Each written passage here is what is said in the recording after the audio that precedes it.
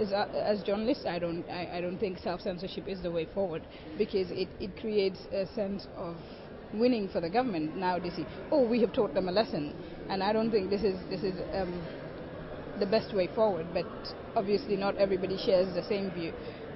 In terms of broader support internationally, we have seen that works.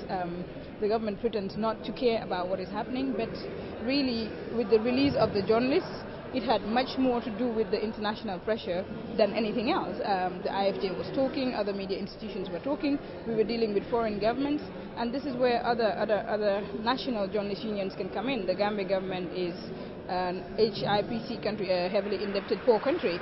We depend totally on resources that come from outside.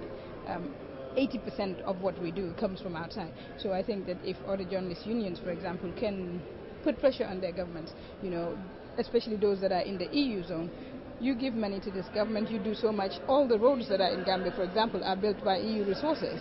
So if journalists in these countries are taking their governments to task about putting their taxpayers' money in a country that has no respect for freedom of expression, that has no respect for its citizenry, so why are we giving them our hard-earned money?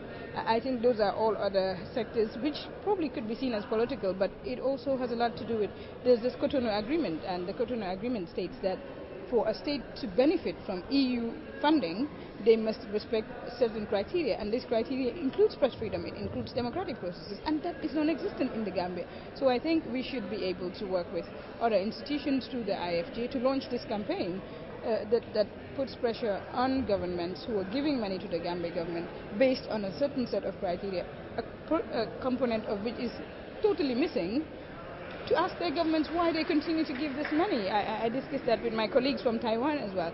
Taiwan is one of the biggest financial supporters of the government too. And are there any criteria that they use to give money to governments? Because I think that once they start feeling the pressure, this would help.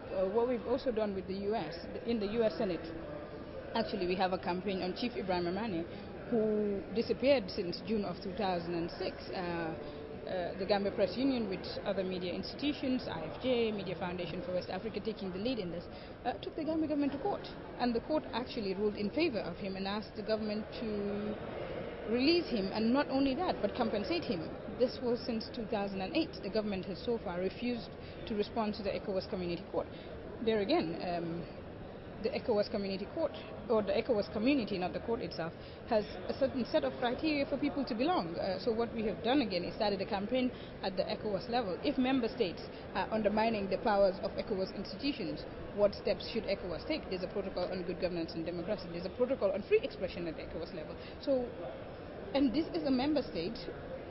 What are you going to do? And I think the Gambian journalists alone cannot do that. I think ECOWAS would react better and much more faster if they learned that, journalists all over the world are watching us. What are we doing with our member states? If the European Union knew that journalists all over the world know that we're giving money to a government who should not receive this money because they have failed the criteria test. I think these are all campaigns that we need to do. But above and beyond all that, I think that it's up to us Gambian journalists to take the lead. Yes, it's bad going to prison, it's bad being beaten, it's bad having to live in exile, but that is the least we can do. And if wanting to speak the truth, wanting to do my work as a journalist would mean me going to prison, I would go to prison 100 times over.